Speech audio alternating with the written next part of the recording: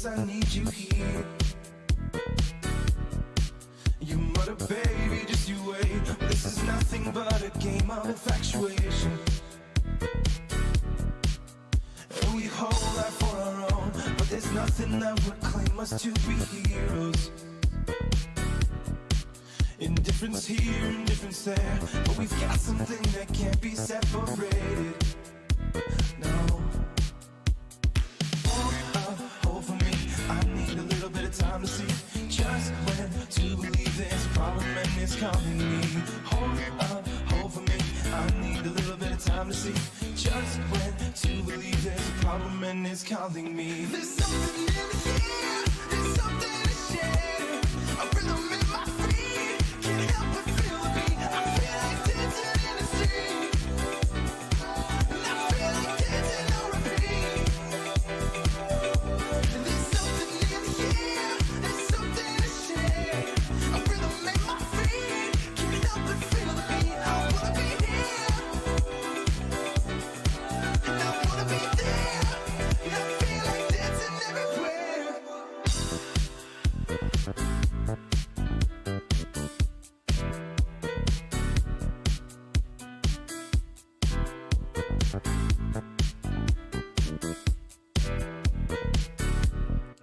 Everything's gone, I want you to leave, and there's nothing I could say that would change the way now. I got a feeling this won't play out the way I expected. I know it's complicated. A game of patience turns to stone. With my last few words I stumble, said at the floor. In my heart I still have fear, but my body's giving me all these new directions. Hold for me, I need a little bit of time to see just when to believe there's a problem and it's calling me. Hold for me, I need a little bit of time to see just when to believe there's a problem and it's calling me. There's something in here, there's something to share. A rhythm in my feet, can't help but feel the beat. I feel like dancing in the street, and I feel like dancing on repeat. There's something in here, there's something to share. A rhythm in my feet, can't help but feel the beat. I wanna be here, and I wanna be there, and I feel like dancing everywhere.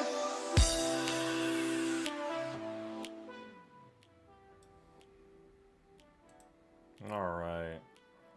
Why does it constantly mix up the two cameras? Why? You're not that one. You're just not. Okay, there we go. Hello, and you know what that means. It's probably also fucked up on the other one. 1 second.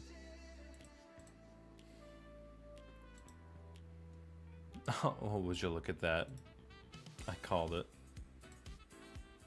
Let me just go ahead and swap that back for the regular one. And the hand cam.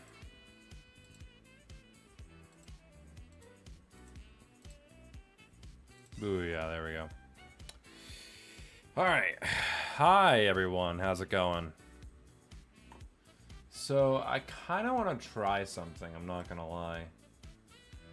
So we could listen to music, but I kind of want to see what would happen if I just went and played a documentary. You know? Just see what happens. What do you guys think? What if I did, tornado documentary? Is that so silly?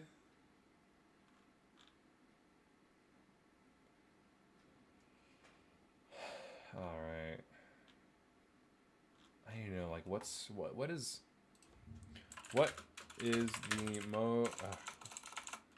the most dangerous tornado in history? 1925.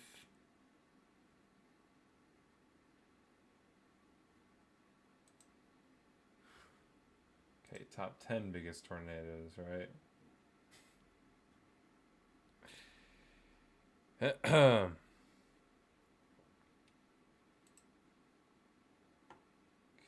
this? Survive a storm shelters. Uh-huh. 1919. 2011. Alright, that's an interesting one. Really? 2011 is in the top 10. Alright, well, let's see.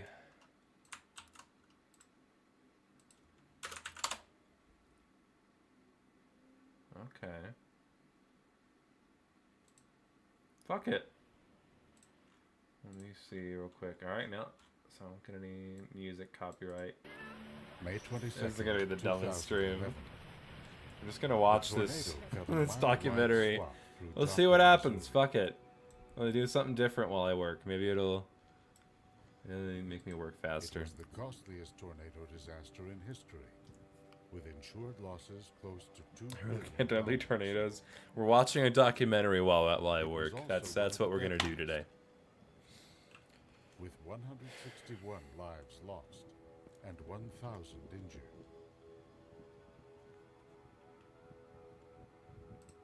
The scale of the Joplin disaster drew teams of scientists to find out what made this storm so destructive. Can you guys and hear it what all can right? be done to protect communities and people in the future. What did they learn by peering inside the violent realm of a super tornado? Ooh.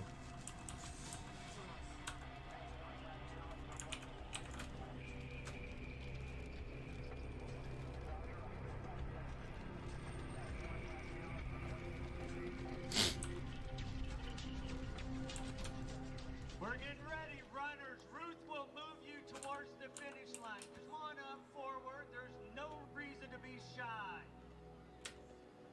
Here we go, 2016 Joplin Marathon! An excited man. Can't ever hear that horn sound. Seriously. It has been 5 years since a tornado roared through Joplin, Missouri. The Joplin Memorial Marathon, once a minor event on the town calendar, has Is it become a actually playing symbol Darude of Sandstorm? Joplin's efforts to regain its footing. No shot, but it's not gonna pick it up, right? Is it actually playing Darude Sandstorm? Thousands have come to run to honor victims and their families, to raise money for rebuilding, and perhaps to move on. And we're just from the watching people terrible jog at events this point. of May 22nd, 2011.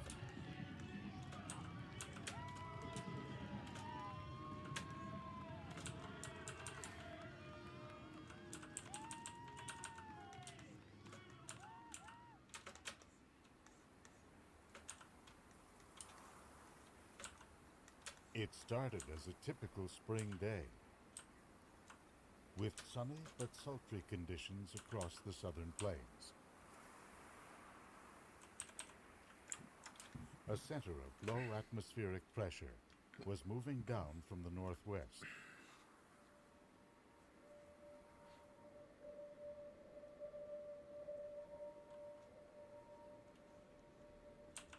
Wow.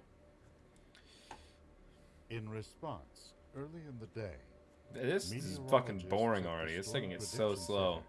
published an outlook calling for an elevated risk of severe weather for late afternoon in a zone from Oklahoma to Wisconsin. At 1:06 p.m., with conditions becoming ripe for tornado formation, they issued a tornado watch for parts of Oklahoma, Kansas, Missouri, and Arkansas. Golly. By 4:30 p.m., storms began to rise over Kansas. This one's fucking boring. Holy shit. How do you possibly make a tornado documentary boring? Good lord. I swear to God.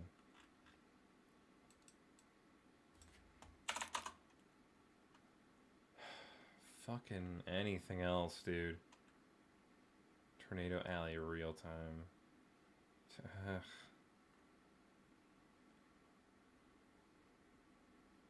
Man. Someone's going into snooze mode. For real, dude.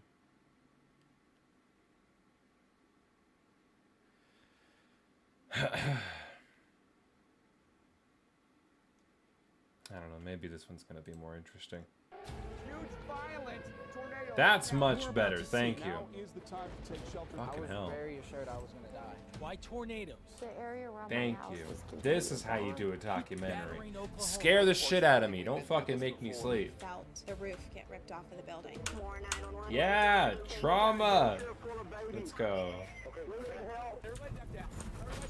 Why so many twisters? More needs to wake up. What has changed? Let's get us some shelters for our children at least. How do you live in the target?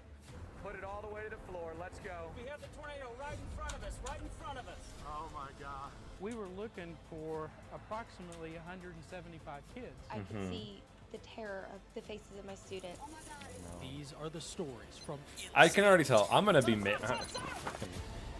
I know I'm gonna be making fun of this thing, and this thing's gonna be showing like the most horrific bullshit. I'll just be like, "Ha, fucking loser." I'm gonna be terrible. I'm about to get canceled from this stream, aren't I? Hi there, I'm Dave Malcolm. You know Welcome what? to Oklahoma. Gamer, I'm gonna call you, screen share this with you. You have no say. I want someone to watch this with.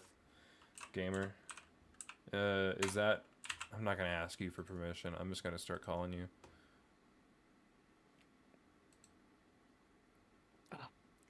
Hey, I hope you're ready. Okay. I'm not really giving you a choice. Okay, can you hear this Oklahoma if I do tornado this? target.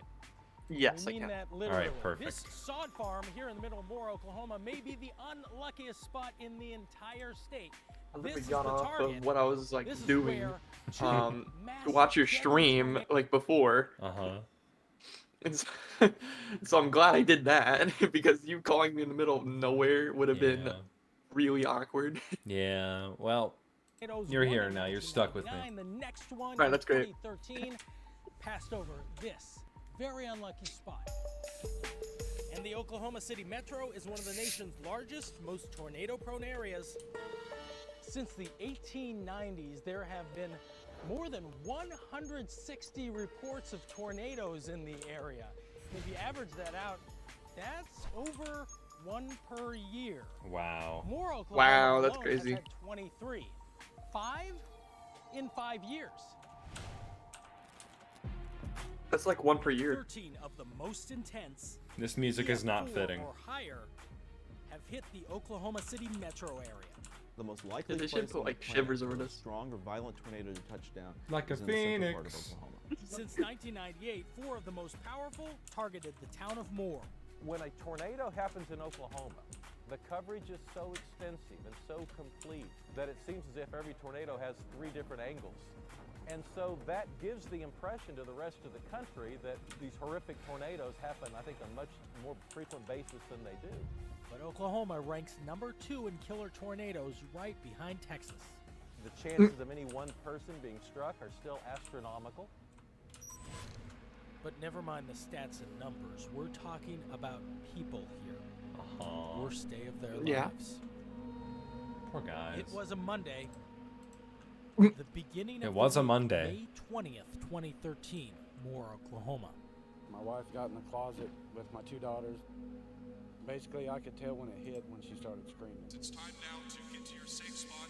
It was a ruthless twister that mowed down everything in its wide path. A hospital, a movie theater, homes, Huge violent tornado right now. and an elementary school filled with I like the little voice kids. acting. Somebody said it was 2 minutes out, and that's when I knew. I do This is real. love the contrast of looking at all this horrific imagery and you just going, hee hee. Teachers of Plaza Towers Elementary never thought this could actually happen. Tornadoes, they come late in the afternoon, right? We're not used to storms coming through during the school day. That beast was on the ground right around 3 p.m. Teachers were like, it's here, it's here. I was in denial. I ducked down and covered my students the best that I could. I could see the terror of the faces of my students. Then you felt the roof get ripped off of the building. And that's when they said, oh my gosh, we are looking into a tornado. They realized they were looking up into it. The tornado they were looking at collapsed a section of their school And killed right 50 onto people. 7 of their classmates. I was joking. Sydney, Antonia. I was Kyle, joking. Emily, Janae, Christopher, and Nicholas. Okay. Parents Okay, mourn, now I'm an asshole. memorial now. These tornadoes are so predictable. Pain. Yeah, for just doesn't go come away. on. I don't like to see the dark clouds out of my I like to be classroom. surprised I with don't my like to see it tornadoes. thundering. Students' anxiety is very high with rain, wind, hail. When they have free time, they play tornado. They play about getting in their shelter. They play What the fuck? about. That's weird. No, as they fuck. don't. Each day, each cloud, each storm comes through, the students are showing improvements. It's once per year. It doesn't. And it's not just Plaza Towers. This school, Briarwood, was also hit.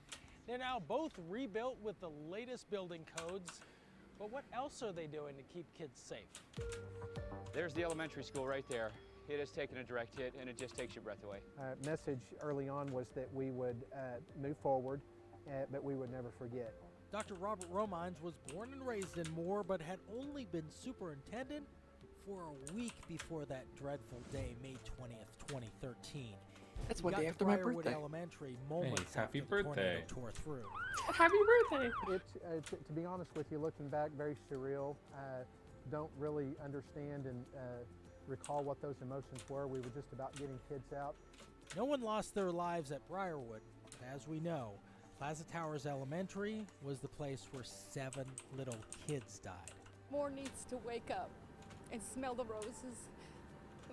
Let's get us some shelters for our children at least. Moving forward, Plaza Towers as well as Briarwood Elementary were rebuilt with shelters. It looks like a hallway and classroom, so we've got children sitting in those classrooms right now, and there's a good chance or likelihood that they don't realize that they're in a storm shelter.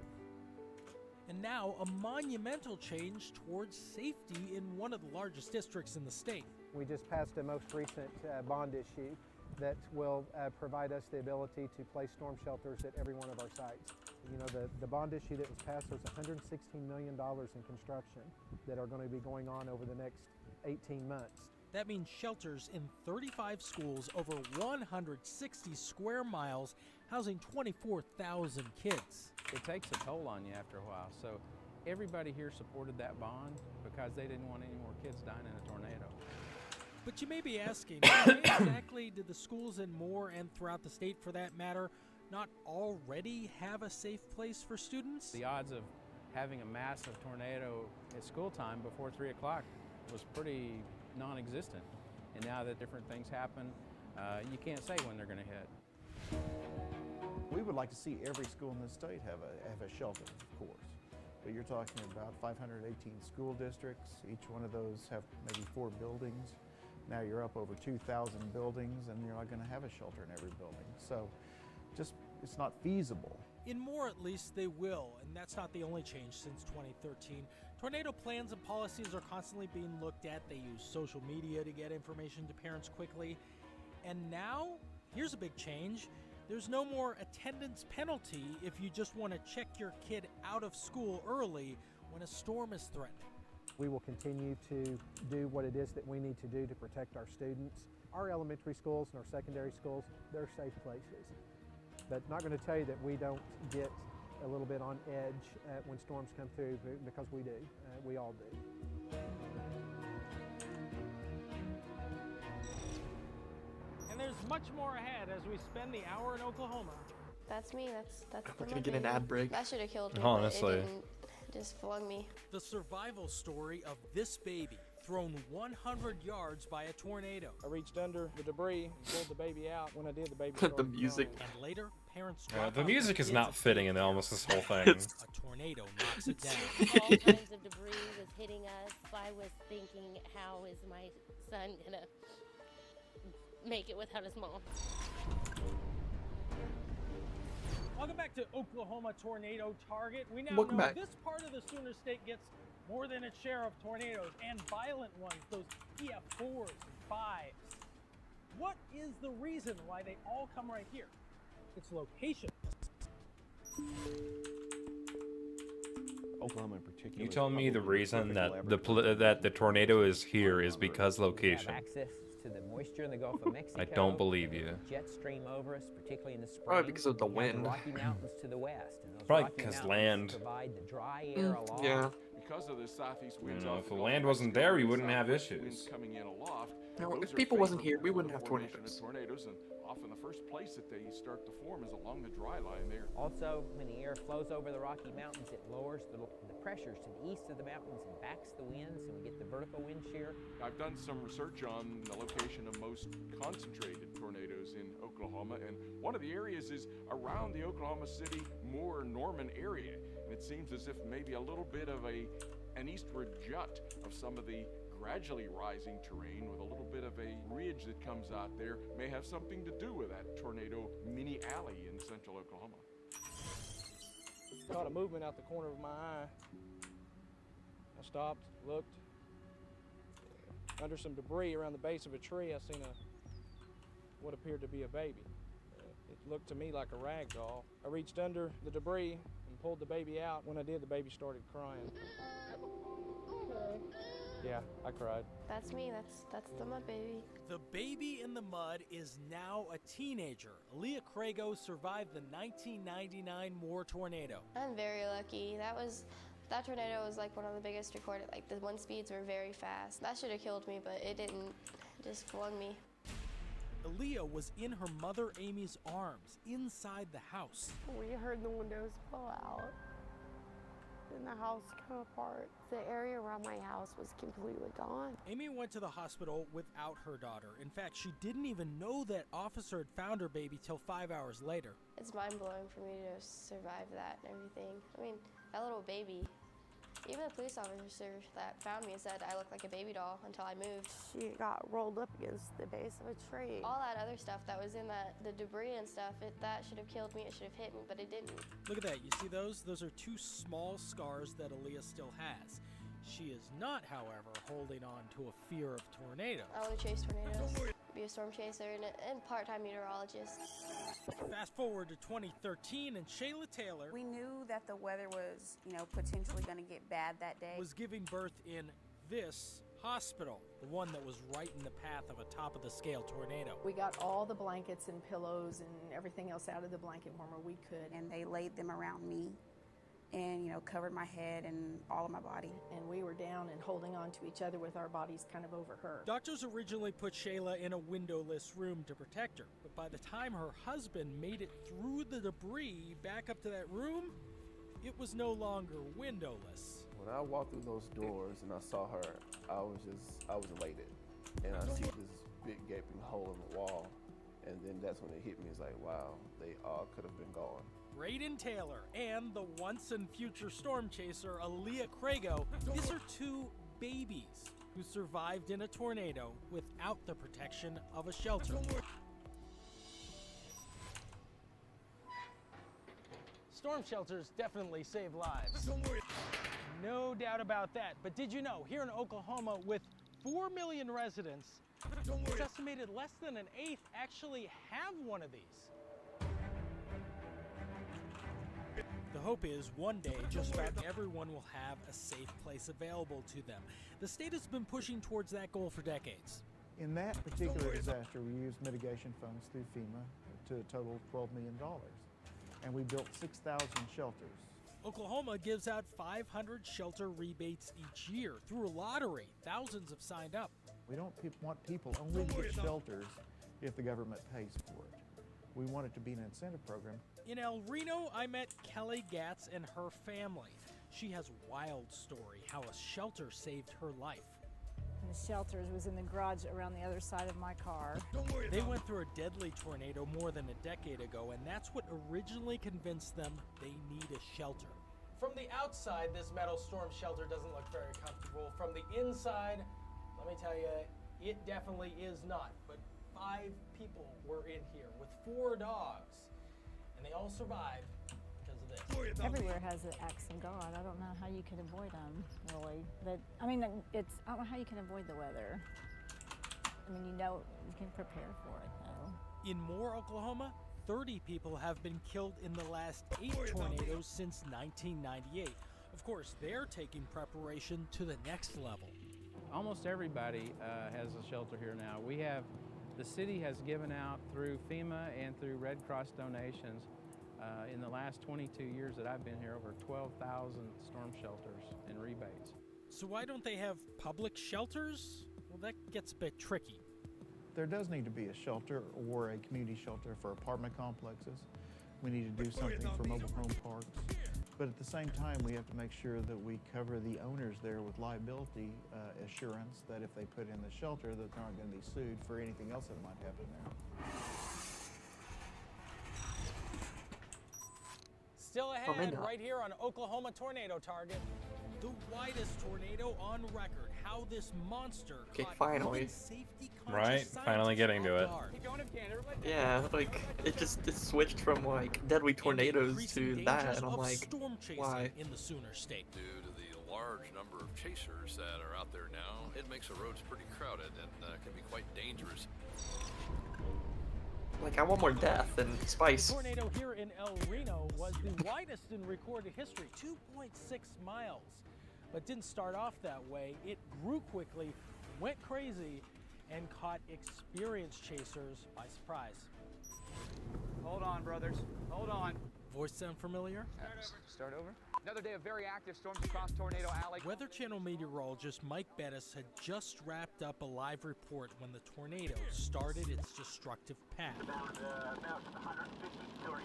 Bettis and his crew had no idea how disastrous the last day of May 2013 would become for all of them. You're going to see rain wrapping back into the storm. Brad Reynolds, who happens to be the photographer for this very show that you're watching right now, was shooting with Mike Bettis that day as well.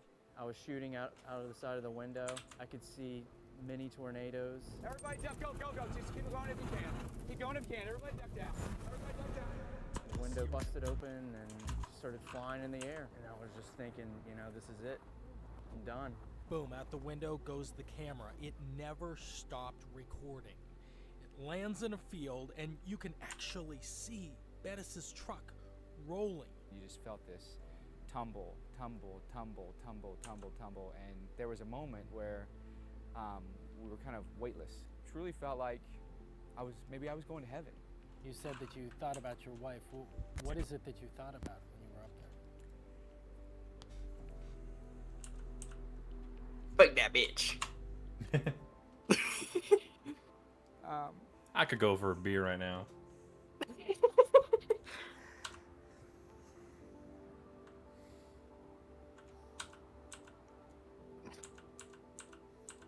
Good question, Dave.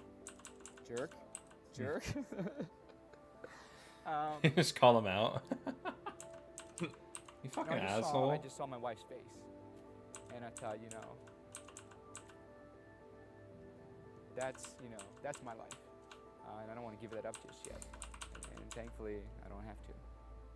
If there was ever a takeaway during the spring, is, boy, listen to the tornado warnings. On that same stretch of country road, an engineer who many meteorologists knew as a brilliant scientist and inventor, Tim Samaras, lost his life along with his adult son Paul and his Twist-X chasing partner Carl Young. We've got another tornado on the ground. Storm chasing is nothing new, get this. Benjamin Franklin chased storms on horseback. Now it's a little different than modern because he couldn't keep up with them. When you're mobile, when you're in a vehicle, that kind of storm chasing really has its roots after World War II. And in general, most chasers early on were all about the science. Then, in 1996... Don't worry about me. We're in the car.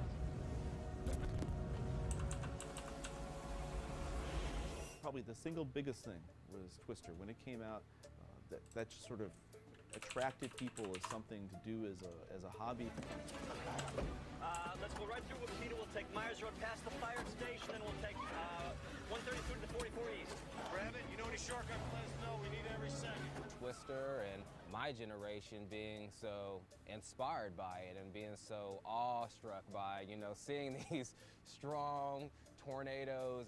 The movie Twister It showed that it could be done. It showed that people did that, and they could go out and successfully chase storms. And then with the advances in technology now where you have your smartphone, you can pull up radar anywhere. Making it possible for almost anyone to track storms. Some days there could be up to 2,000 chasers on the road at the same time. I think storm chasing in Oklahoma this last several years has become quite problematic.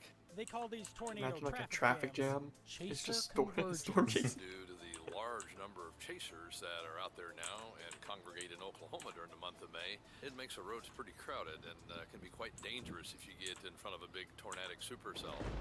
Large cone on the ground. It's gotten to the point where it can get ridiculous, and at times you have trouble as a chaser maneuvering around it all. And if the driver's paying attention to the storm, rather than paying attention to the road conditions, that can get a lot of people into a lot of trouble very quickly. About 10 miles northwest of us. You're talking about creating a hazard that doesn't need to be out there. We worry about that because they don't maintain that safety margin. They lose situational awareness and they put themselves at risk. Laws are one thing. I guess you could say that there might be a need for laws, but then you have to enforce those laws. I recognize why people want to chase. I mean, seeing storms and seeing tornadoes is an incredibly spectacular thing. Let's tornado, 100 yards in front of us. As a storm chaser myself, I can't say I really blame anybody that wants to go out and chase themselves. I mean, I love doing it, and I don't really think that I am in a position to tell anybody else they can't do it as well. I don't think it's a very easy solution. I don't like to chase really anymore and it's because of traffic. For me, if there's a secondary target to chase, like Kansas or Texas or whatever on a big day, we'll do it. Coming up on Oklahoma Tornado Target. I was very assured I was gonna die. How this bathtub saved a teenager's life. The bathtub means a lot to all of us. Plus, imagine The your bathtub child means a in lot to all of daycare us. that took a direct hit. Oh, the fucking woman there. Welcome back to Oklahoma Tornado Target. By this point, you may be wondering just how many tornadoes we're talking about. Well, since the 1950s, the number is hovering around 3,500. Two of them count as some of the costliest in U.S. For history. real, added the detail of Take the a look at text this having picture. shadows. This is a panorama shot just days after the deadly 2013 tornado in Moore, Oklahoma. Let's bring it into present day. Look at this. New homes everywhere, new families as well. In fact, only 3 families returned to this cul-de-sac. But what happened in this driveway in particular still echoes. I was very assured I was gonna die.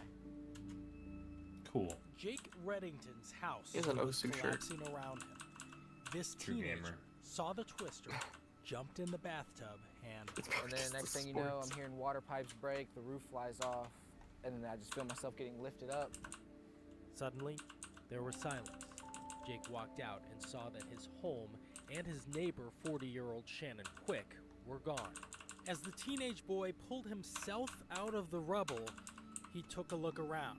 This is what happens after tornadoes. Nothing around you is familiar until little bits and pieces emerge, like that, out in the distance. This truck right here was in the garage, probably about right there where the black one's parked.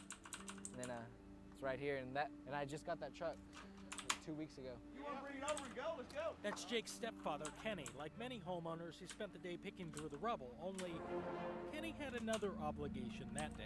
We first met Jake's family, Kenny and Sawyer Tumbleson, at the big high school graduation.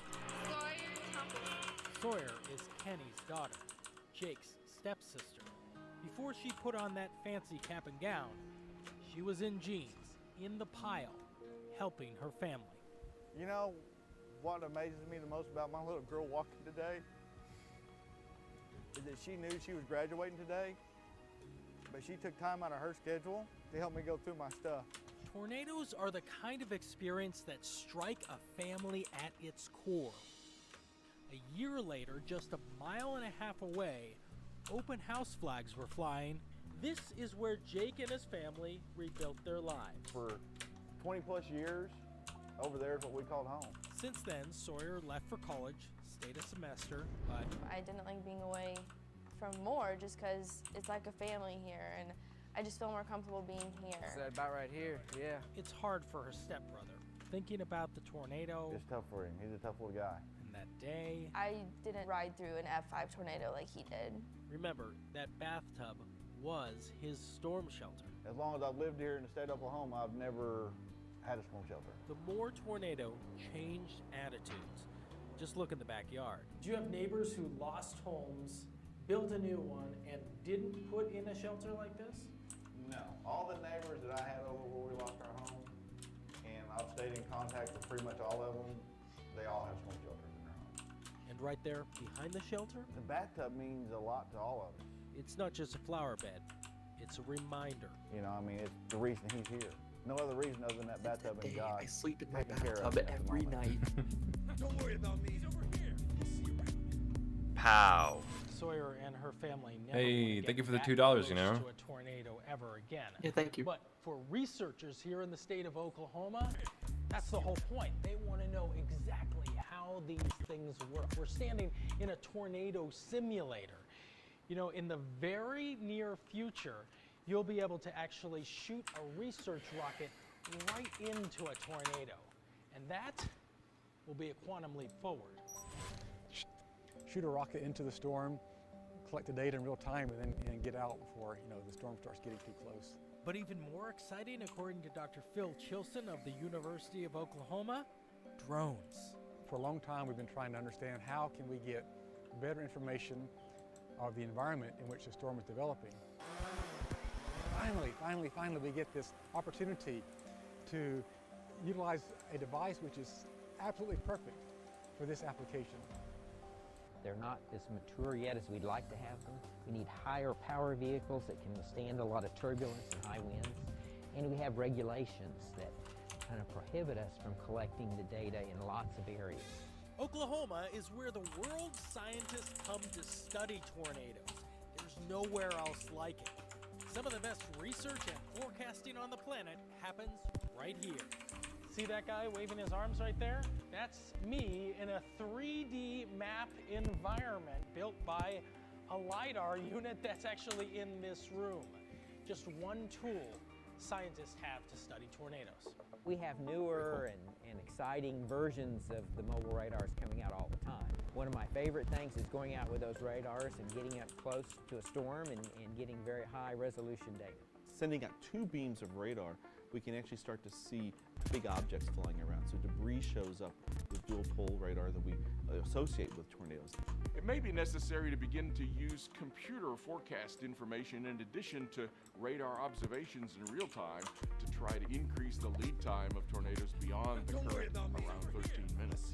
That's where these drones come in, providing data researchers just can't get anywhere else. We still have a lot of work to do to demonstrate that this technology is going to yield the benefits that we think it will.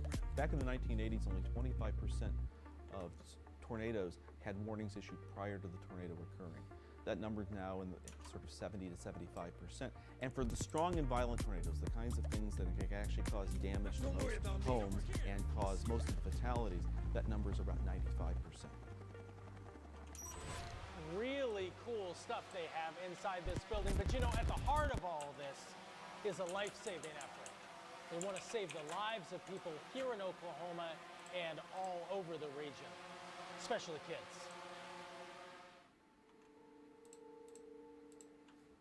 The Moore tornado also hit 2 daycares. My teacher saved me. The tornado hurt me. I see them as not only my child's teacher, I see them as a hero in my eyes. I love them. I'm very thankful for them. They risked their life to save my child. It means the world to me.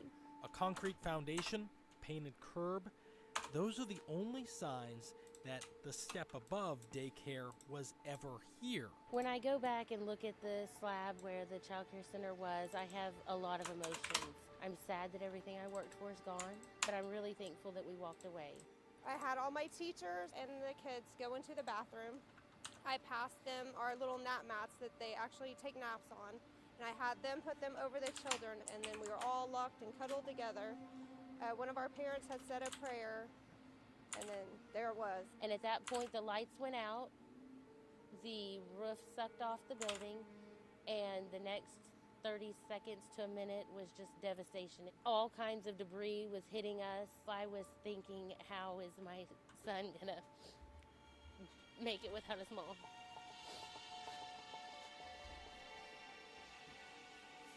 This is a beautiful background at the end, mainly consists of clouds. At the No. same time, the tornado was pummeling the All About Kids daycare, where Chris Soodle had just left his daughters. The weather was nice. I'm not gonna lie. I was hoping to see like more of the inaction of the tornado. Yeah, dude. Like, where's the pain and suffering already? It's kind of boring. I have storm chasers. Those are pretty interesting. Yeah, I guess, but No. like, No, I guess it's a little too sketchy. If I just show the episode in its entirety.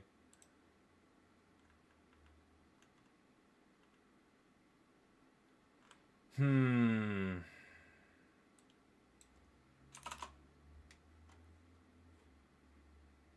know what? I haven't seen a wildfire documentary. yeah. Like, Wait, did that they would make be one good. about Colorado? The one that happened recently? I have no idea. The one that was up in Boulder.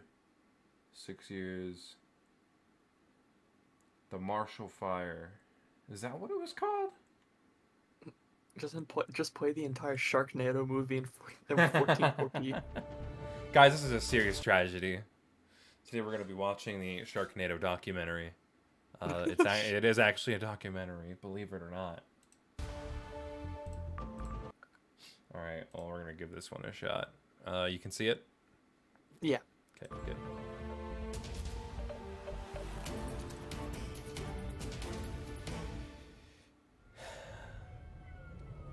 Alright, hopefully this one will be more interesting. Because I remember this one. Here we go. Spicy. I guess for those of you watching, I live in Colorado. I live not too far away from Boulder, actually. You know, I mean, Boulder is fairly close to the Denver city. I'm around the Denver area. I'm not going to say my exact location, obviously, but I remember when this happened, I got a lot of messages from people. I didn't realize how global this was, you know? But I started getting messages from of my friends from all around the world asking if I was okay, because they had no idea where I was in Colorado. They just knew that it was in a very populated area, but thankfully my area was not affected. I did see some of it, and I've seen some of the aftermath. I did. I'm gonna interrupt again.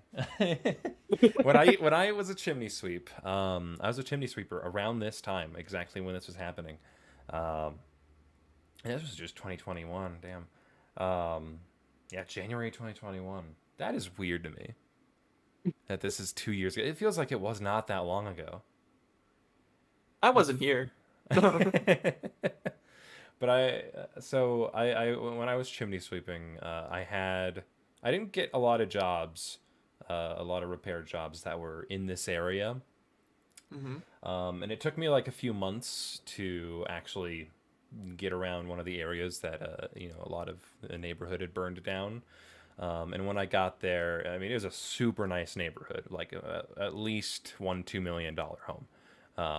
Like it was a nice ass neighborhood. It was a nice house, friendly people too. And this fucking guy, usually like we're up on these roofs, and this is a fairly sketchy roof. He just hops up there on his own ladder, just like it's no one's fucking business. Like he was way too comfortable up there. But we just kind of sat down on the peak of his house, and just talked for a bit. And like literally the house just to the left of him was completely burned down. By the time that we got there, it was just a dirt pile, and they were about to start rebuilding. But it had completely burnt down, and I was talking to this guy. It was fucking insane. He wasn't home at the time. I believe his wife was home at that time, and his wife had ran away and went to shelter, I believe. The details are a little foggy, but you know, there were firefighters in this area trying to save this neighborhood, and he told me this one firefighter was just kind of stray around helping out with the smaller shit. And he saw that none of the fire trucks were working on anything in specific, and he was like, "Guys, are you guys busy?" And he waved them over to this guy's house, and they barely saved his fucking house from completely burning down. I mean, they had to replace quite a bit, like all of the like every single bit of carpet in that house because the windows had broken because of the heat. So like smoke and soot and shit got all up into the carpet, so they had to replace all that. Like almost all the paint in their house was stained and they had to replace it. But like if it wasn't for that one fireman, like that dude's house would have just been fucking gone. And that's crazy to me. It's super fucking weird. That is pretty insane. And then I took a beehive out of his chimney, so that was fun. Anyway, so there's a fun little story. Move now! Leave your stuff! Go! The fire's at the back! Go! Everybody head east! Get out of the store now! You know, it was a fire, but it was also like an act of insane Mother Nature. On a day like that, there was nothing. That's you what could do to wildfires stop are. it. Can you just like imagine like you just show up in this interview or like as an interview? Go back! Go back! Just go back! Go back!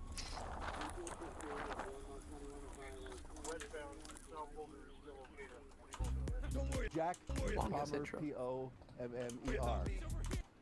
I was on my way to the grocery store, and I saw the smoke, and I just stopped to take some pictures of it. Of course you did. Yeah. It was mostly just smoke when I got there.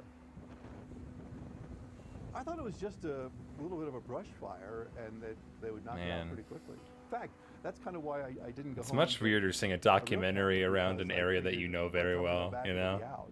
Yeah, that's crazy. The wind was changing, and at one moment the whole fire scene would be covered with smoke, and then it would sort of blow away, like reveal it.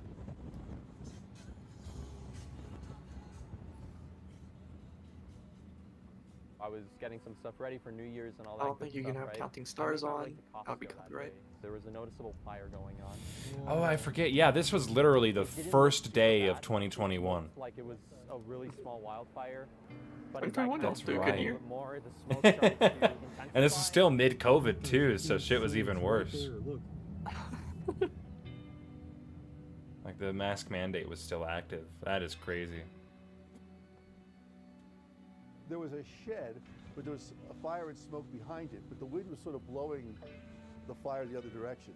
And then I noticed it started to smoke, and then it burst into flame. That's when it started to look like a big fire and not just a lot of smoke. Jesus, Tom. Yeah.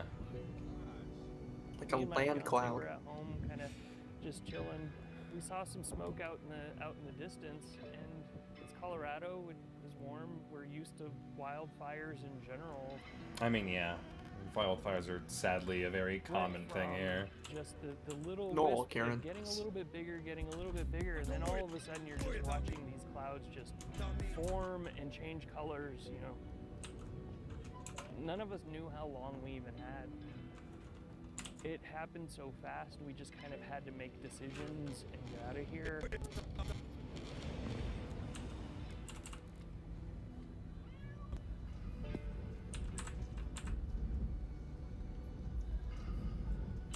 Whatever was in our pockets or what we were wearing is what we got out of there with. And at that point, you know, both of us, we were like, oh, like, okay, something bad is coming. Oh my god, bro. I've never been on. Oh my god. Open the window challenge. I can't see. I can't see. Mm-hmm. It was something that I've never seen in my life before. When I turned the car back, that's when I started to get the fear of maybe we should just try to get out of here as quickly as possible. We're gonna get crashed on, guys. God help us right now. God help us. Holy. Oh Holy shit! Oh, Oh shit. shit! Holy. Holy.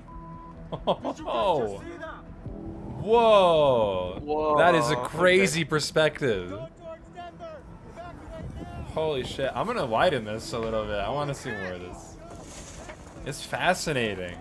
Because I don't know, I haven't seen some of this footage.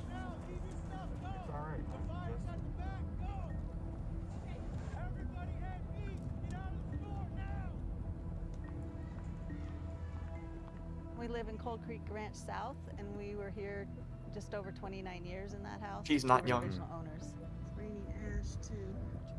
And I happened to look out the window and saw that the sky had changed colors. It's pretty bad. I didn't see any houses burn. All I saw was a field on fire.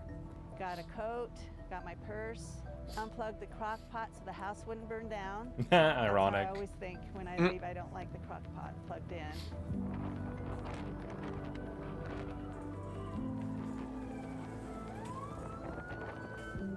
I got on Facebook and people were talking about the fire being behind Costco and Target. Evacuate Costco now! This is the video that I remember. I've been to that Costco. I woke up with sort of a Dang. That's feeling. fucking I weird. don't want to say I'm intuitive or Ugh. anything, but it was just this weird feeling. It was so weird. That's and so. smoky It was so weird that seeing people were the completely parking lot like and that. trying to find their vehicles and get out safely. You know, like, have you ever had a familiar location look like this before? You just see footage like that? Not quite. Yeah, I don't believe I have ever experienced something quite like this. Yeah. I mean, I want to preface, I was not in the fire, but I you know, fairly close. I saw a lot of smoke. Stuff was just flying everywhere. If It only was we like could have had a an mini Antenna Armageddon 360 interview. in the Costco parking lot. I wanted to be interviewed by 9 News. Come on.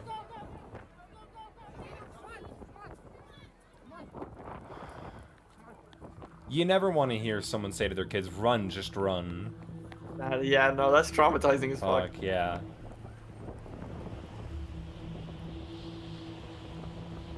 Oh, man.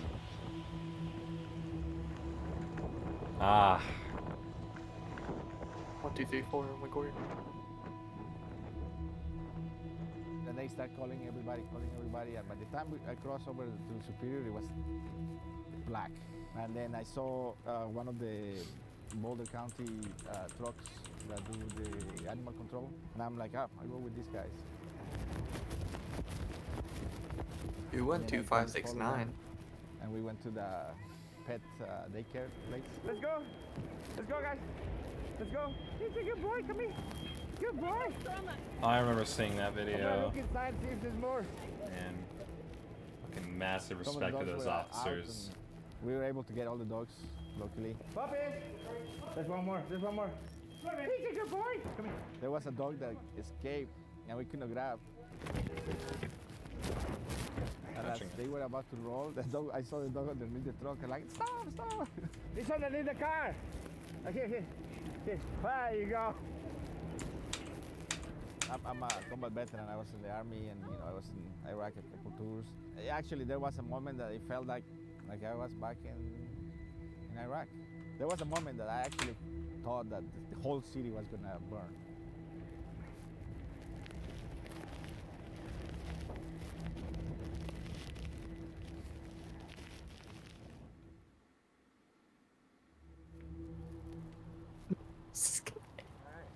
Okay, you good?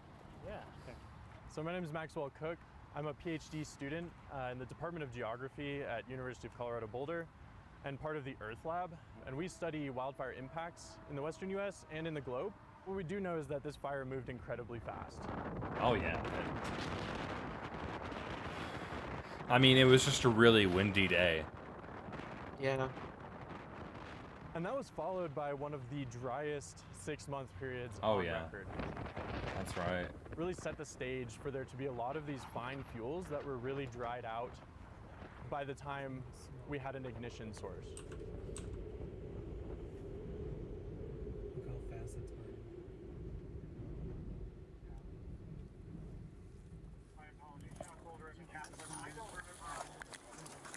Go back! Go back! Go back! Go back! Yeah, I like how there was people just recording. And then they were like not getting the hell out of there. Like dominoes, the homes are igniting the next door homes, and it spreads through the neighborhood. Command 2660. Go ahead. I have multiple houses involved up here on Hillside. I have Oh, man. Type 1 apparatus. We could use additional up here, otherwise we're going to have a lot on fire here in a moment. It's weird how calm they have to be. Smelling smoky. Yeah. Nothing on the block is on fire yet. What do I know? I don't know anything about fires, but I figured I got like at least 10, 20 minutes. But So this is way more interesting than the other ones. I stood by the window to look west, and all I saw was the building smoke coming in. But then what got me nervous was it was cold that day, but the heat was coming through the window, and I could feel my face like hot, like I stuck my head in the oven. So that's when I said, okay, I gotta get out. I didn't even grab anything, and you know, in retrospect, there was a handful of things I should have grabbed. I'll get him headed that way and see if we can get all those people in. Command 2262. Larry, you're running at 437. Tornado, I'm expecting a push towards the... Leave! Get ready to cut loose. All units on Hillside from 2660. Let's go ahead and cut. I'm afraid we're not going to be able to get out of the neighborhood. 2660, you got heavy fire in the buildings on the exit out on Hillside at the bottom. 2660, 2105. I'm at 88th and Dylan with Marcelo. Where do you need me? Just push everything east. Copy, I'm out with him. Marcelo, we got fire there. We need to get them going. It's a difficult situation because you understand that something they love and cherish is in danger. She's got 2 kids. I gotta take her to Dylan. I have 2 puppies. Park. And I'm pregnant. Are you 2 kids or 2 puppies? Puppies. No, turn your car around. I apologize. I get that. Oh, that sucks. It's turning people away. It's not fun, but you know, you have to do it. You know, as a pet owner myself, you know, that was the big thing. I think everybody wanted to go get their pets, and it's, you know, it's tough to do that. The area is evacuated. Back up and turn around. Back up and turn around. Do this. Dude, do you know how many people with dogs I've turned around? Turn around. I'm sorry. Turn around. Dude, I feel for you. Do you think I like doing this? Go. I'll put the risk. Let me go. You take it. Go.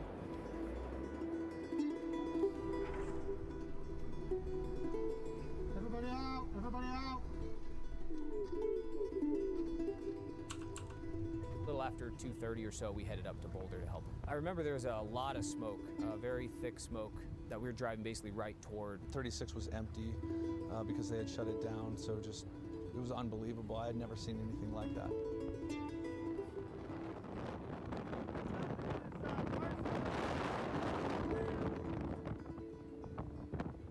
Wind.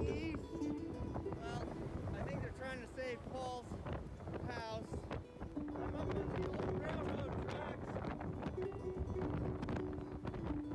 don't even know what I can do to their house to help. It was a day where I felt like I was making thousands of very high concentration, high input decisions, and not any of them made any difference. There was nothing you could do. I know the people that were the first to leave in my neighborhood, and I know the people that were the absolute last human being to walk out of there. And the net result was the same. I watched my neighbor's house catch on fire.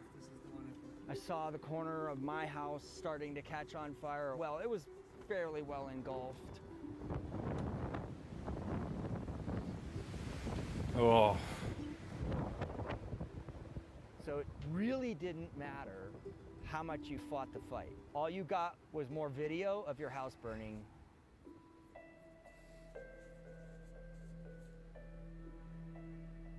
Oh, I didn't even think about the gas stations. Ooh. Did they explode? I don't remember hearing about explosions, is the thing. Or is this just footage?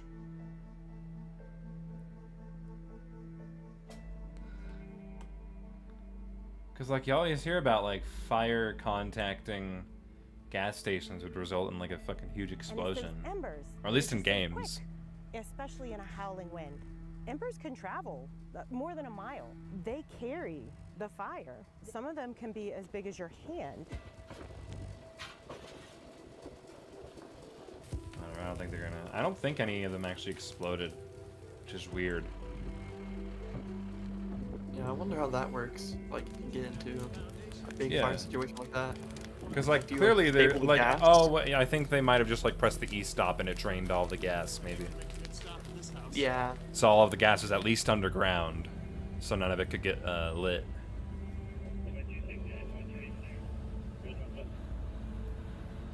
Because like I don't remember hearing about any kind of explosion like that. Because with that much gas, that would do a lot of damage, right? And Yeah, that would be started heading that way. Checked in with command there. quite and, cataclysmic. they just said, go ahead and take some photos, and just started snapping.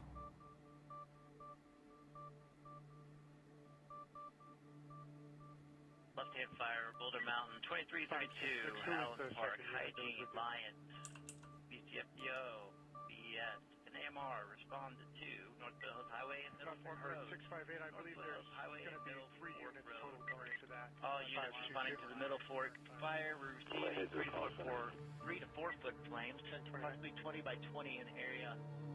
Yes, Command, you got the arrival. This is going to be Middle Fork Command. One home threat, 150 yards from the flaming front, 8-foot flame length, threatening power line. You could hear it was a distressing situation for them. Fire was spreading fast and winds were very high, extremely worrisome. So it was a day where any fire with high wind was going to be a big concern. 141.56, I'm just passing the fire. It is on the east side of the road. I'm heading to station 1. Researcher with the National Center. Hey, what's the attack channel for this Middle Fork fire and command name? 658. Damn. I'm sorry, I'm on the channel. Would you notify 5 on the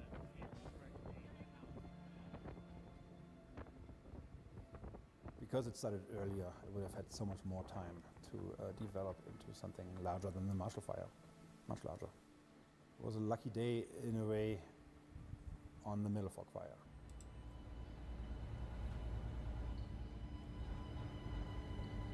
Stop right here. Let's see what we got to the left. I mean, that's all just because of wind, honestly. Yeah. Like, if it was not that windy, it would not have had nearly as much impact. But I remember that was a windy I fucking didn't day. think our house was going to burn down because of the fire across the street. Then about 4:30, between 4:30 and 5, my husband called me and he says, our house is gone. Oh, I'm seeing it burning on TV. Paper exploded. that sucks. Yeah, it's crazy.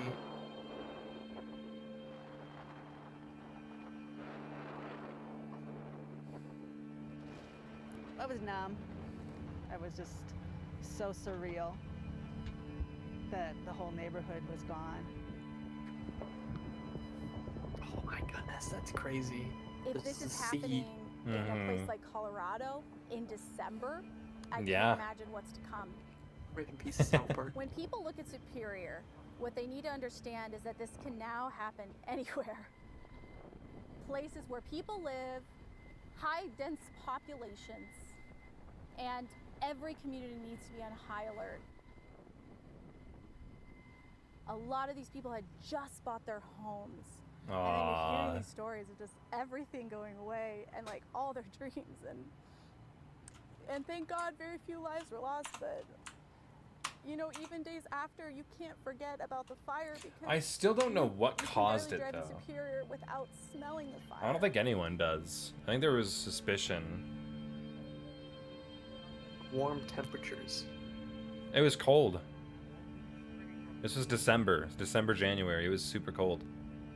Remember, in Colorado, it's either really cold or really hot. There's almost no in between. Even though you're looking at The everything fire is being warm. burned, you still think that your house is going to be the one that survives. I mean, for the guy that I met, he was. Hey, Connor. Oh, shit. Oh. Just want you to know that, you know, life is sometimes. Life can throw you some big hooks. You have to just keep going, and you have to keep going, and you have to keep going, and you just got to keep fighting, and you never, ever stop. You never stop. You never stop. Okay? I wanted him to know that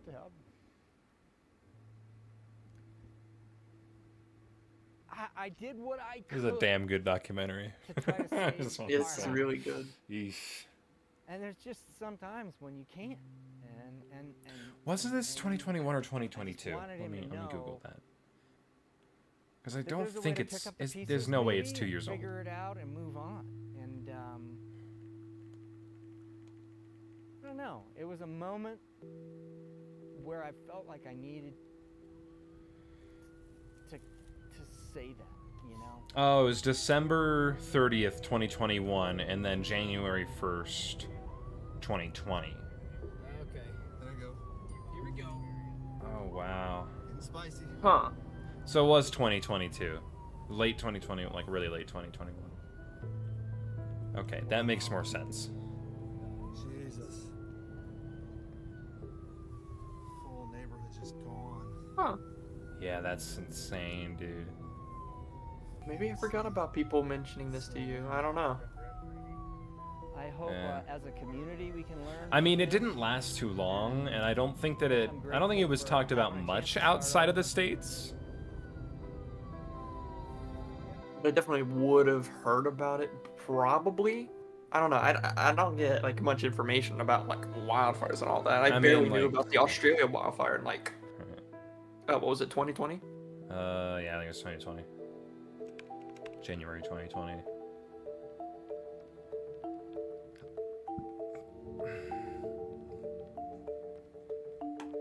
Is that it? No, we're only halfway through. God damn, it feels like it's already been 40 minutes. That's a good documentary. This is a really good documentary. Not much room to make jokes. I mean, I kind of want to intervene. I remember that was a really difficult night to sleep because that fire raged on through the night. And I had family that was like family and friends that were in that area.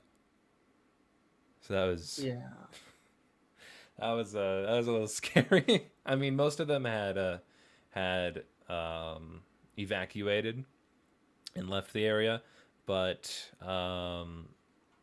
someone in my family they were very stubborn because they were old and they're just like, no, this is the house that I've lived in. It's the house I'm gonna die in. They were that kind of people, so they weren't fucking budging, and the fire almost got to them. And that was, Jesus Christ. That's crazy. Yeah, I mean, again, thankfully I was far enough away from it, but I was still fairly close. So like it was partially difficult going to sleep that night because a part of me was just like, oh, I have friends and family that are in danger, possibly, and you know their lives could potentially get completely ruined by the time that I wake up. But I was also like, I don't want to go to sleep because what if the fire gets to me and I'm asleep during that time? Like that would be fucking terrifying. So rough night. But I mean, I didn't have it nearly as rough as some of these people, obviously, but man.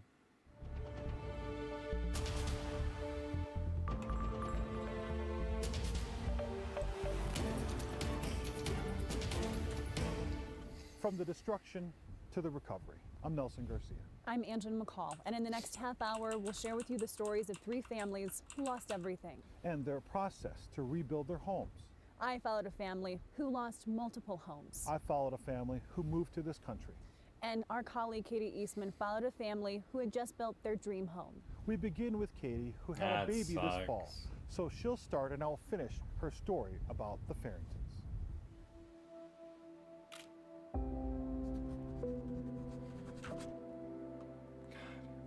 Why does it do that?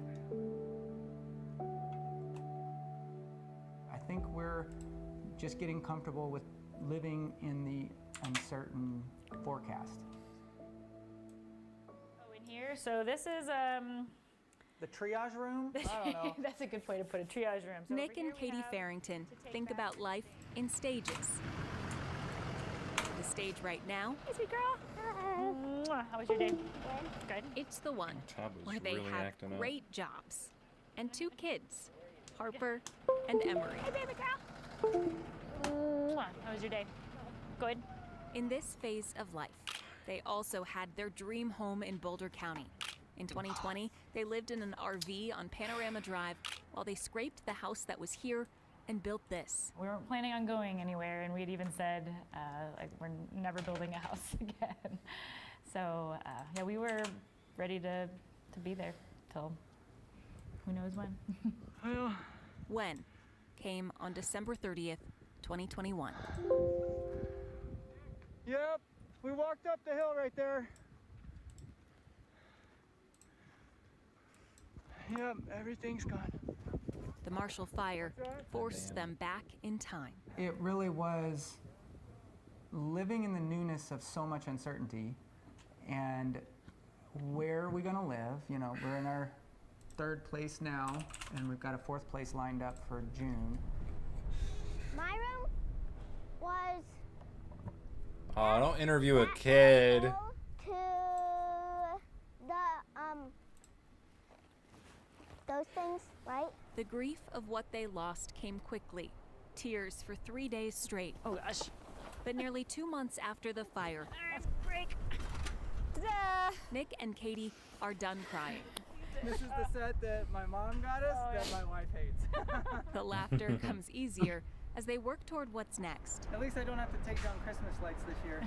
Laughter, even as they look at the reality of being $800,000 underinsured. It was just a comfort level where we were at, and now I would say I'm scared to spend $1 because I don't know how much, you know, we're gonna have to make up. Yeah, we did the deck. That was a thing of beauty, by the way. That was Did you still was it still framing too? Yes. framing, Nice. Yeah, foot it's awesome. apart. Despite that financial hit, Damn. the Farringtons still plan to rebuild. There's a little bit of excitement that we can make some changes, but there's a little bit of sadness that we have to go through this again. Yeah. The builder, he understands. Were you guys at home when the fire Yeah. started? Or, so you had to like watch it come in? I didn't. Yeah, we left with nothing. Josh Mitchell will not only rebuild Nick and Katie's house, but his own, too. It's kind of therapeutic, I guess, in a sense. I mean, it's like, this is what I always do every day. So for me, it seems a little bit easier. Each step forward reveals more loss. Good luck with your build process. Right? Yeah. It's overwhelming, knowing so many ended up in a stage of life they never anticipated. How are you doing? She said she mixed because my house got burned down in the fire, and then she could use help with rebuilding our house. But then she, so we'll have to frame that. That was one. on her mind. It's true. It's like cute and true and mixed emotions for sure. But Nick and Katie find comfort going through a new chapter, knowing they're not alone. I hope you get another house even cooler. So many people are motivated to just help the fire victims. You want to say that? I hate that word.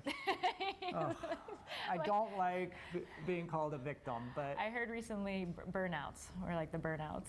the burnouts. Okay, maybe I could do better with that one. So Never heard of today that. is Day 2 of debris removal. I don't think It's it's a big stuck. moment for us just to get the process going.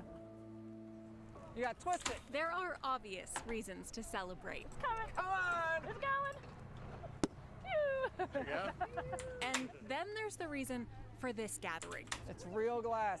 You can just throw it at the house when you're done. Really? There's plenty of equipment to clean it out. I won't find any excuse to have a happy hour. But no, this would never cross my mind to do it here, but why not? This happy hour might be unconventional. Here's to taking the first step to rebuilding. But Nick and Katie Farrington need to celebrate after so much loss. So she grabbed our safe and some pictures, and that's it. When the Marshall Fire destroyed their home on Panorama Drive, it was hard to see this kind of hope. Good to see you. Good to see you. The beginning of debris removal is the first sign of what's to come. Up. Okay, can you still see it? I'm mainly just seeing the bottom right of the screen now. Oh, that's weird. Okay, let me switch it here. My tablet's fucking up, so I guess I'm just gonna stop animating. All right. until I can figure it out. So. On the street. They celebrate alongside neighbors. Okay, who now we're lost just gonna their watch a homes documentary. So Dave, when are y'all getting started? And the few neighbors who didn't. How are you? I'm good. Good, good. I'm so happy for you guys. Oh, you know, we're excited too. We're just ready to get going. I'm ready for you guys to come back because it's lonely down there. Even though this road has emptied out, community stayed put. And so thanks for sharing it with us, and I hope we get to be a part of all of yours too. So. And that's something to celebrate any day. Here's to celebrating every step of this journey. All right. Here, here. The girls have not wanted to come back out here until we have progress. 10 months. When life is a climb, We know we're going to love this home whenever it's ready. Nick Farrington believes that's when lessons are learned. Huge hole had to get dug. And now we got concrete going in, foundation is going in. So actually they just finished today. While they were waiting for the foundation to finally go in, the family moved 5 times over the year, a climb not expected by Katie Farrington. No, I didn't think it would be that many times. It's funny, whenever he says 5, I guess it was 5. It just went by so fast. You never felt like you were in your place, you know, in your own place. You're always in somebody else's place. Now, their place is finally turning into reality, and they have moved to one final rental, they hope, until their so-called dream home is fully rebuilt. A long-term house has provided a lot of, just comfort and just rest, not knowing that we don't have to get up and do it again next week. All right, so this is the front of the house. The garage is over there. Entrance will be right here. Now, their worries can focus on the physical progress. What I understand is once... Chat, am I lagging on stream? I look like I'm lagging on my end. If I just start moving around, am I lagging? Okay, weird. Once the concrete goes in, all the other trades can move a little bit quicker. But this was the bottleneck for a lot of the construction. Now their worries can focus So all this will be backfilled after the concrete dries. on Nick leaving the country for 2 months for work during a critical time for the rebuild. So I worry about that, but I'm going to do my best to stay involved, and she's smarter than I am, so she'll keep it going. The climb continues, He's here, he's just 11 time zones away. and so does the learning for parents and kids. We hope this is just a lesson, a milestone, something in their life that they can look back and say, well, our house burned down and we were fine, and we can get through anything.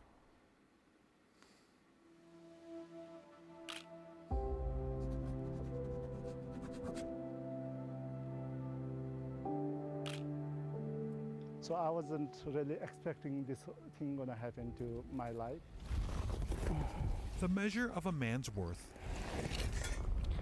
should not be found in a pile of rubble. The measure for this man Those who don't know me, I'm Karma Sherpa. can be found in his homeland of Nepal. Every year before the pandemic, Karma Sherpa arranged to have doctors and dentists provide services that cannot be found in his impoverished village. He called them health camps. Yeah, mission accomplished. The sidewalk we get in the house here. He has a new mission. We're gonna rebuild the house. We don't know how long it's gonna take it. How long and how much? Love you, man. Like his friends and neighbors in the Sagamore neighborhood, Karma is worried about insurance. I hope that will be enough to rebuild. If the money is not enough, I don't know what to do. What you watching? We're watching a documentary about a Colorado wildfire happened about a year ago. Pretty close to me. So yeah, this is a learning period for me. But for all that is lost, Everything is gone, but the flower part is still there. he has a surviving symbol of growth. But more importantly, Sonam Sherpa, and then Sonia, and then Deputy. he has his family. Well, short. They have good karma. You see the lots of silver lining and lots of good part of people, and the people you know and you don't know, them all coming together to help. A couple moving out of state saw on Facebook that these people who for years have given everything had to evacuate with nothing. A sweatshirt, shoes, my sister, my father, and my phone, and that's about it. So that couple gave the Sherpa family their home to stay for free. Aww. They had never met Sonia, Sonam, Karma, or Dafuti before. That's nice. I don't know how long I would survived one room with my parents and my sister. All the people who are going through like me, just stay positive and stay strong. Are you rebuilding or?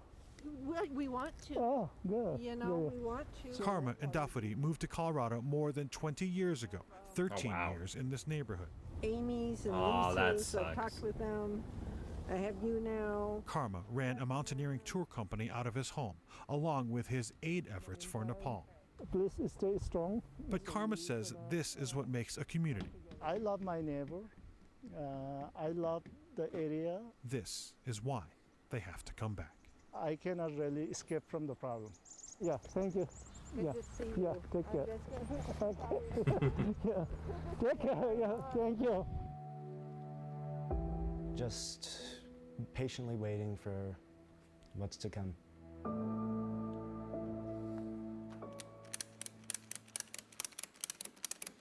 Sometimes life has to go in stages, We'll put it in my car. especially after losing everything in the Marshall Fire. This house was a refuge, offered by total strangers who heard what happened to the family of Karma Sherpa. Yeah, it's very important because after the fire, a lot of places, it's very hard to find a rental place. The next stage is moving to a place where they can stay longer. The next stage, before Dafuti Sherpa can go home. We really hope this is the last house before we move into our new house. Right now, the lot debris removal is completed. The Sherpas and their 2 kids are preparing to live in this furnished rental for more than a year. Damn, that's a fucking good-ass rental. It doesn't take too long to go into the new house. Yeah, this is it. Sonam Sherpa likes the room.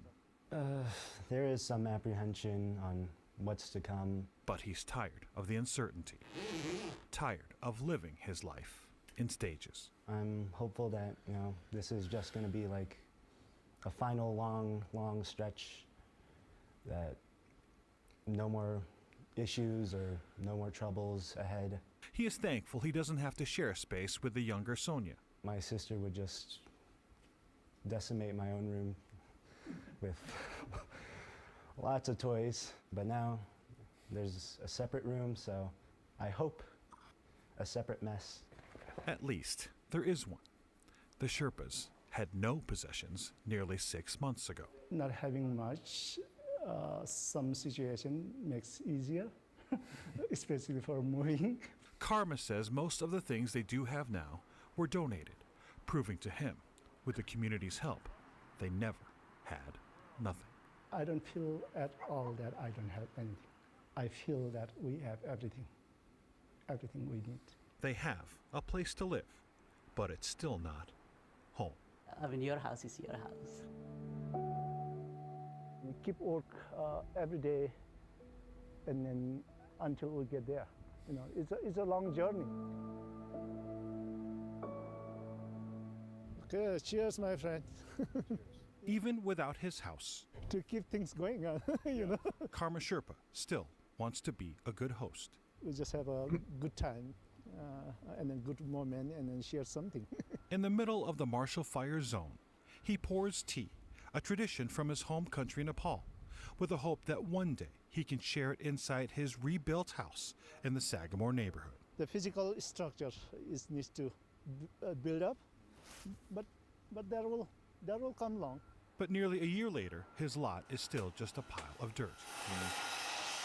While some neighboring homes already have construction well underway.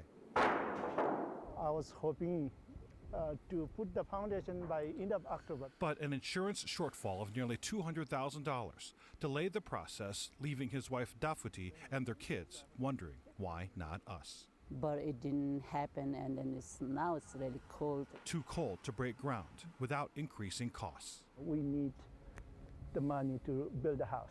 10 months after the fire, building plans were finally made, and the Sherpas said they eventually reached an agreement with their insurance to cover the needed costs. So yeah, it took a little while, longer than we expected. And then finally they are doing the right thing, and I think. The right thing. This is the living room, this is the kitchen. To make them whole again. Now we have a more clear picture that we get to build the house. I just want to see a different family now. Not to be mean, Racism. But, I mean, I feel like almost it feels like half of this fucking documentary is about that family rebuilding their home, you know? Come in, come in. This wouldn't be their normal gathering space. Jesus Christ.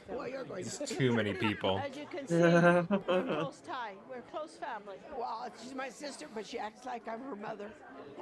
Average attend a 360 nightmare.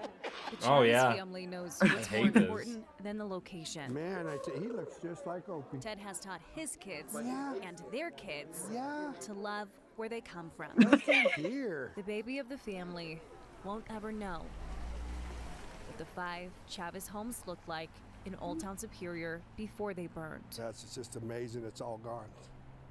All gone. Ted lost. So this family lived in 5 houses right next to each other? What? Is that what I'm getting? That's Before they very burned. interesting. Wait, Ted has taught his kids Yeah. and their kids Yeah. to love where they come from. Look at here. The baby of the family won't ever know what the 5 Chavez homes looked like in Old Town yeah, Superior. 5 homes. 5 homes? One family, 5 homes right next to each other, or at least in the same neighborhood. That is unique. That like, is I've never very unique. heard I've of never that. heard of that, yeah. Not in the States, at least. Superior before they burned. That's just amazing. That's it's all weird. gone. All gone. Ted lost his home. So did his mom, Elsie. We've been here forever.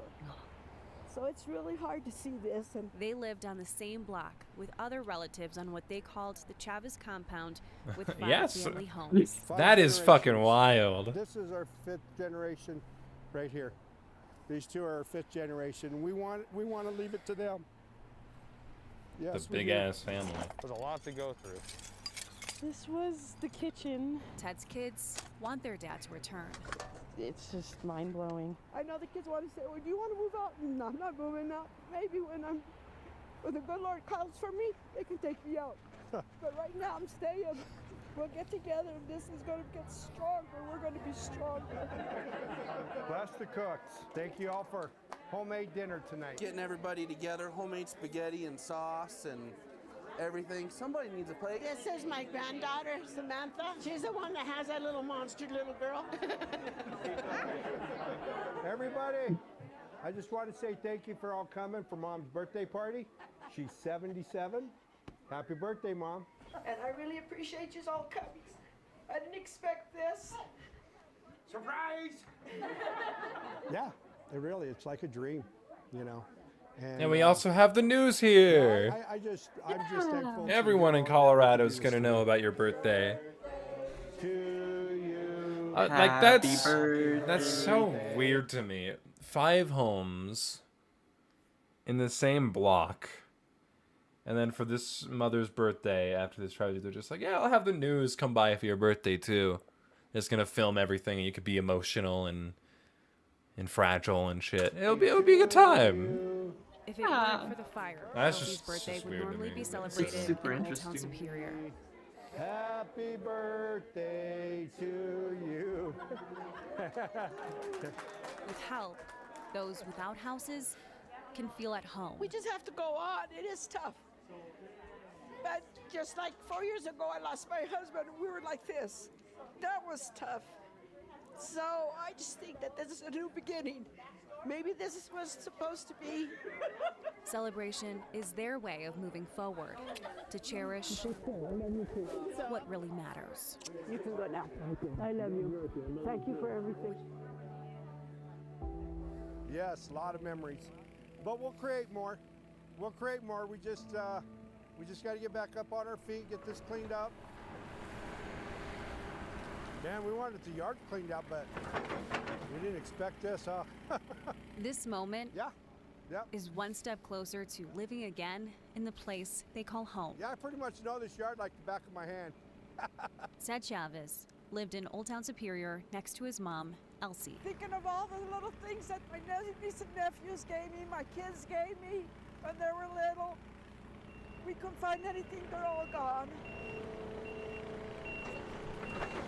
The Chavez family has lived on this corner for 70 years. All right, I think that's enough of that.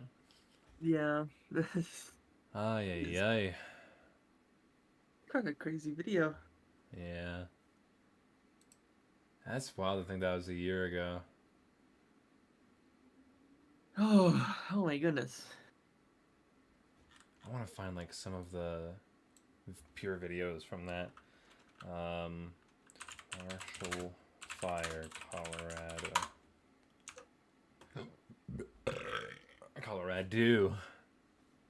Got a red. Body cam footage shows devastation. Oh boy, I didn't want to close, but that's fine. Terrifying that Marshall Fire tore through part. Ma'am, you have to evacuate. Oh, I remember I've this video. seen this video. I remember this video. The Boulder Sheriff's Office releasing body cam videos showing deputies urgently going door to door. And look at this, the flames sometimes just across the street. The fire devastated the towns of Superior and Louisville, just northwest of Denver. Did you say 2 weeks ago. Louisville? It burned the entire It's Louisville. ground area, entire neighborhoods to the ground, destroying more than 1,000 buildings, according to fire officials. They say it killed one person and another is still listed as missing. Yeah, so The 2 fire people burned an died. area roughly the size of more than 4,500 football fields in just hours. Deputies had little notice Yeah. to get as many people out as possible. CNBC's Valerie Castro now with what the God Become a damn. mad deputies. 100, 150 feet to about 3-4 feet. I have 2 cats and a dog. Okay, they can ride in there. Okay, do I bring my suitcase or no? Bring whatever's absolutely essential. In some cases, that meant getting people out one by one along with their pets. Here, let me get him in the car. Okay, sounds great. She's super friendly. Come on, babies. Come on, babies. Up you go. Up you go. Oh, go. The gratitude dismissed as This duty. man. Of course, man. That's what we're here for. This frantic store employee telling a deputy in Spanish she has no car to drive away in. You don't have a car? No. Get in. Back this side. Back door. Shoppers at a Costco That is a made hero, their way to man. the exit, blind to what was Yeah. happening until they reached the front doors in the parking lot, where they were met with a whirlwind of chaos. A deputy arrived to guide them out. Go east, towards Denver. Okay. Go towards Denver. Evacuate now. Inside the store, shoppers and employees ran past, abandoning their shopping carts still lined up at the registers. Evacuate Costco now. God, that's that's the Costco man. Horses were It's also always guided so to safety. weird. Let's go this way, guys. Directed out of the structure in single file. Deputies determined to leave no person or terrified pet behind. Follow me. Are these your dogs? No. No? Okay, do you want me to take them? I guess. Okay, I'll take them. All right. Come here. Come here. As time was running out. For me, it was, I'm terrified, and I was terrified that whole day. But this is my job to do. I got to do it. I'm trained for it. It's a good fucking man right there. Say their reward in all of this, just feeling good about the fact that they were able to save lives, both people and animals. Of course, they say they were just doing their jobs, but they continue to receive notes and I mean, like, not every policeman is just gonna rush into a fire like that and try and save everybody. Sometimes Yeah. a policeman has different priorities in their own head. So that's just kind of cool. Yeah. Oh my goodness.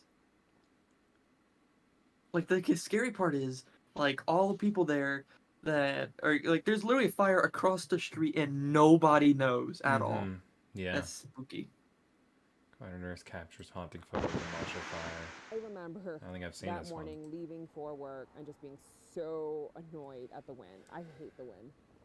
I absolutely hate Oh, I the fucking wind. hate the wind too. And It's we alright. get the wind I I hate would it. hate it too. Fucking hate it. And in So Colorado, we that get it pretty morning, frequently. That wind felt a little stronger than usual. And I thought We get up to like 80-mile-per-hour winds sometimes. you don't realize the damage until you're actually seeing it live. I'm a helper. Yeah. I love to help. And that's where it comes from, and it always has felt so natural. I've been in the medical field since I was 16. I'm an operating room nurse. We had done several surgeries throughout the day, and then things were coming to a halt. I just want to see the footage, man. The world go up in flames, so to speak. Immediately, Ah. it is a sum up of what 2021 was. Just a complete mess. I can tell you a little bit what inspired to take the photo. It was a striking scene that turned into a striking image. I was taken back by what I was seeing through that window. Between EMS lining up to transport critically ill patients, thank you to them. Seeing fire trucks drive up and down 287. It's freaking insane. Been ages since I've seen something from you at Senna, genuine childhood icon of my life. Is the stick figure community still big? Yeah, I mean, it's active. It's still pretty damn active. That's weird you called me a childhood icon. That's a little weird. Your shame ex Katiana has inspired me to become an animator. Oh. Man. Yeah, this shit was fucking wild. Oh my goodness. Had multiple ignition points? It has been nearly a year since the Marshall Fire erupted in Boulder County, driven by hurricane-force winds and ravaging entire neighborhoods. We learned something new today that our 9 Wants to Know team suspected for months. It all started as multiple fires at different ignition points grew together into an unprecedented blaze. Let's bring in 9 Wants to Know's Kevin Vaughn, who sat down today with Boulder County Sheriff Joe Pelly, whose office is, heading up this investigation. What was he able to tell you Oh, today? that's nice of you. Thank you, Aiden. Sheriff made it clear that this investigation is likely to be wrapped up in a matter of weeks. And while there were many details he would It not really discuss, took he them confirmed something experts about a year to talked figure us out what speculated started about, it. that this fire was not the result That's of a wild. single spark. A year later, the land and the neighborhoods still bear the scars of Colorado's most destructive wildfire. But exactly how the fire started that caused $2 billion in damages and destroyed more than 1,000 homes, The wind is so strong. that is still under investigation. Our investigation needs to be done accurately and thoroughly and needs to stand the test of litigation and other experts and all of those things. Boulder Sheriff Joe Pelly said this complex investigation has meant hundreds of interviews, work at outside labs, and consultation with experts in things like electrical equipment. We're not sparing any expense or trying to get by. The Do you have any findings from answer, District though? Attorney Michael Doherty, who requested some follow-up investigation. And while Pelly would not get into details, he confirmed earlier reporting by 9 Wants to Know that evidence suggested multiple ignition points. That's accurate. There's gonna So they're be not multiple releasing that ignition points. I think information we're yet. gonna have a couple of fires that started almost simultaneously that grew together into one big fire. Pelly would not discuss evidence that's been amassed, even in general terms, I'd rather not, because it's going to cause people to speculate. or disclose what's been ruled out, except lightning. And we'll start the guessing game. And while the rebuilding is far from complete, Pelly knows that those who lost everything want answers. It's a high priority, and it's a high... Interesting. So they have a good idea of what caused it, but they're not releasing it to the public yet because they're not certain. Not fact checking it. That's interesting. Wow. Anyway, I think that's enough wildfire for today. Oh my goodness. Hang on, I gotta. Oh wait, no, I can't. Shit. Oh well. Oh, Aiden, how long has it been then? It's near 3 a.m., so I should skedaddle. Cool to see you're still about the. Oh yeah, I mean, thank you for dropping by. I appreciate it. Yeah. In school right now. Cool stream. Really? This is a cool stream? We've spent most of the stream This is talking actually about a wildfire. fire stream, okay? Alright, well, I think I'm gonna end the stream here. Because my Yeah. tablet's not wanting to work, and I don't want to get myself any more sad and existential than I am. Leave a like So. and subscribe. Anyways, guys, thanks for watching this video. Feel free to like, comment, and subscribe. Yeah. Been about 3 to 4 years since I watched you? God damn. Oh, wow. You were watching from early on. I mean, I guess, well, newsflash. I work for Alan Becker now. That's how long it's been. So Yeah. Who the hell did the message above? It's a fucking bot. With my setup currently, I can't block them, but they ignore them. All right. Well, thank y'all for dropping by the stream. I appreciate it. I'm gonna head out. It's getting fucking hot as hell in here. I'm gonna skedaddle. I'm gonna skedaddle. I'm gonna get out of here. I'm gonna segue out of this. All right.